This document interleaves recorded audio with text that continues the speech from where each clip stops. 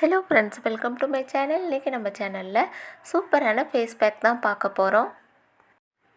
Function போகிற மாதிரி இருந்தால் பார்லருக்கு போயிட்டு 1000லேருந்து 5000 வரைக்கும் ஃபேஸுக்காக செலவு பண்ணுவோம். ஆனால் இன்றைக்கி நம்ம வீட்டிலையே சூப்பரான ஒரு ஃபேஸ் பேக் தான் பண்ண போகிறோம். ஃபங்க்ஷன் போகிறதுக்கு 2 நாளைக்கு முன்னாடி இருந்து தொடர்ந்து 2 நாளைக்கு இந்த ஃபேஸ் பேக்கை அப்ளை பண்ணிங்கன்னா நல்ல ஒரு ரிசல்ட் கொடுக்கும். ஃபேஸை நல்லா கழுவிட்டு வந்துடுங்க. முகத்துக்கு பதில் நான் கையில் தான் செஞ்சு காமிக்க போகிறேன். கொஞ்சமாக பால் எடுத்து கையால் தொட்டு முகம் ஃபுல்லாக பால் படுற மாதிரி எல்லா இடத்துலையும் அப்ளை பண்ணிக்கோங்க. கிளென்சிங் பண்ண காய்ச்சாத பால் எடுத்துக்கோங்க. கொஞ்சமாக பால் எடுத்து அப்ளை பண்ணுறேன். அதை அப்படியே விடாமல் 30லேருந்து 40 செகண்டுக்கு லைட்டான மசாஜ் கொடுங்க. மசாஜ் பண்ணதும் 10 நிமிஷத்துக்கு அது ட்ரை ஆகட்டும், விட்டுடுங்க. தடவின பாலெல்லாம் ஸ்கின் அப்சர்வ் பண்ணிக்கும். இந்த அளவுக்கு உங்களுக்கு நல்லா காஞ்சி வந்திருக்கும் பாருங்கள்.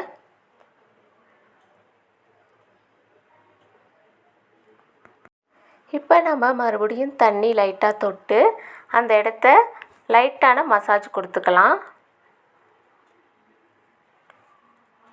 இந்த அளவுக்கு மசாஜ் கொடுத்ததும் கொஞ்சமாக பஞ்சு எடுத்துக்கோங்க. இந்த மாதிரி நல்லா தொடச்சி எடுத்துருங்க.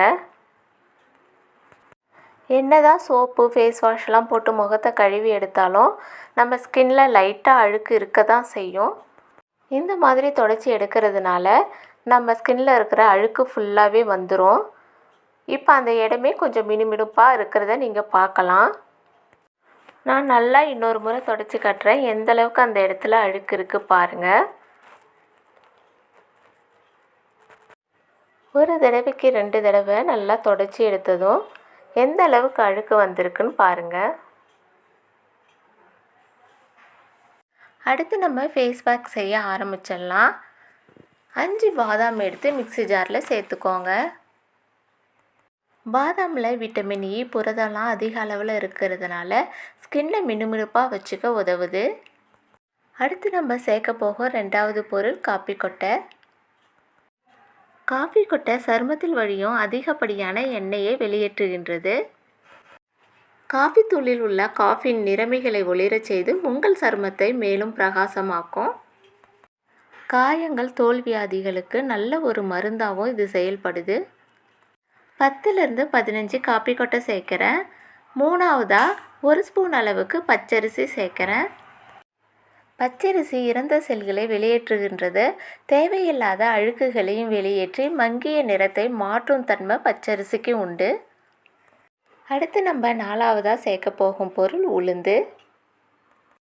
உளுந்தில் இயற்கையாகவே ஆன்டிசெப்டிக் தன்மை இருப்பதால் முகத்தில் உண்டாகும் முகப்பருக்களை தடுக்கின்றது.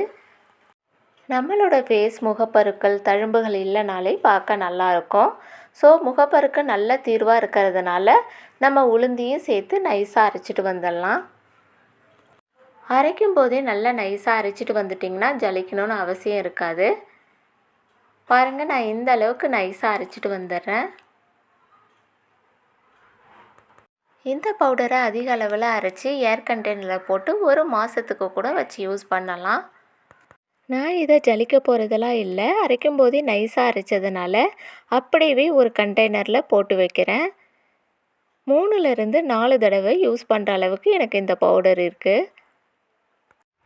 ஃபேஸ் பேக் பண்ண இந்த பவுடர்லேருந்து 1 ஸ்பூன் அளவுக்கு எடுக்கிறேன். உங்கள் ஃபேஸோட அளவை பொறுத்து நீங்கள் பவுடர் எவ்வளோ வேணாலும் சேர்த்துக்கோங்க, இல்லை குறைச்சிக்கோங்க. இந்த பவுடர் கூட கெட்டியான தயிர் 2 ஸ்பூன் அளவுக்கு சேர்க்குறேன். தயிர் முகத்தை பளபளப்பாக்குவதுடன் சருமத்தை ஈரப்பதத்துடன் வைக்கவும் உதவுகின்றது. தயிர் பயன்படுத்துவதனால் வயதான அறிகுறி, பருக்கள் வராமல் தடுக்கப்படுகின்றது. 2 ஸ்பூன் அளவுக்கு தயிர் சேர்த்துக்கிட்டதும் அடுத்து நம்ம சேர்க்க போகிற பொருள் தேன். இளம் வயதினர் முதல் வயதானவர்கள் வரை அனைவரும் பயன்படுத்த வேண்டிய பக்க விளைவுகள் இல்லாத ஒரு இயற்கையான பொருள் என்றால் அது தேன் தான். நமது சருமத்தை இயற்கை முறையில் மிளிர செய்யும் ஒரு அற்புத பொருள் தேன் தான். இந்த தேன்லேருந்து 1/4 டீஸ்பூன் அளவுக்கு எடுக்கிறேன். அதையும் இது கூடவே சேர்த்துக்கோங்க. ஃபைனலாக நம்ம சேர்க்க போகிறது சந்தனம். 1/4 டீஸ்பூன் அளவுக்கு சந்தனத்தை இழைச்சி எடுத்துக்கலாம். பவுடராக இல்லாமல் இந்த மாதிரி சந்தனக்கட்டை இருந்தால் பெஸ்ட்டுங்க. சரும எரிச்சல், அரிப்பு, காயம் போன்றவற்றை உடனடியாக சரி செய்ய சந்தனம் பயன்படுகின்றது. சந்தனக்கட்டையில் கஷ்டமாக இருந்தாலும் கொஞ்சம் அழுத்தி தேய்ச்சா கொஞ்சம் நேரத்தில் சந்தனம் நம்மளுக்கு கிடைச்சிடும். இந்த சந்தனக்கட்டையை நான் நாட்டு மருந்து கடையில் தான் வாங்கினேன். பவுடரில் வர்றதெல்லாம் அந்தளவுக்கு ஒரிஜினலாக இருக்காது. இந்த மாதிரி சந்தனக்கட்டையாக வாங்கிக்கோங்க, நல்ல ஒரு ரிசல்ட் கொடுக்கும். 5 நிமிஷத்தில் இவ்வளவு சந்தனத்தை நான் தேய்ச்சி எடுத்துட்டேன். பவுலில் இந்த சந்தனத்தை சேர்த்துக்கலாம்.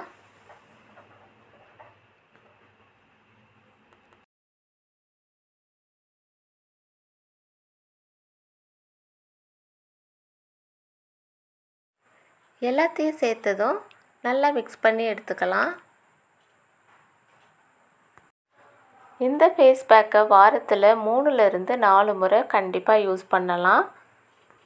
ஃபங்க்ஷனுக்கு போகும்போதோ இல்லை எப்போல்லாம் உங்களுக்கு ஃபேஸ் டல்லாக தோணுதோ அப்போல்லாம் இந்த பேக்கை நீங்கள் யூஸ் பண்ணலாம். நல்ல ஒரு ரிசல்ட் கொடுக்கும். இதை கொஞ்சம் கொஞ்சமாக எடுத்து கையில் அப்ளை பண்ணுற மாதிரி உங்களுடைய ஃபேஸில் அப்ளை பண்ணிக்கோங்க. இந்த அளவுக்கு நல்லா திக்காக இருக்கிற மாதிரி அப்ளை பண்ணிக்கோங்க. இதை அப்படியே 1/2 மணி நேரத்துக்கு விட்டுடுங்க. நல்லா ட்ரை ஆகிடும். 1/2 மணி நேரத்துக்கு பிறகு நம்ம கை இந்த அளவுக்கு இருக்கும். நம்ம போட்ட ஃபேஸ் பேக்லாம் ஸ்கின்னில் நல்லா அப்சர்வ் ஆகிருக்கு. இந்த ஸ்டேஜில் 30 செகண்டுக்கு லைட்டான மசாஜ் கொடுத்து கையை கழுவிட்டு வந்துடுங்க. பேக் யூஸ் பண்ண இடத்துல நல்ல கலர் தெரியுது பாருங்கள். இந்த ஃபேஸ் பேக் நல்ல ஒரு ரிசல்ட்டை கொடுக்கும். ஒரு தடவை நீங்கள் யூஸ் பண்ணி பார்த்தீங்கன்னா கண்டிப்பாக இதை நீங்கள் விடவே மாட்டீங்க. அந்த அளவுக்கு ஒரு பெஸ்ட்டான பேக்காக இருக்கும் அது.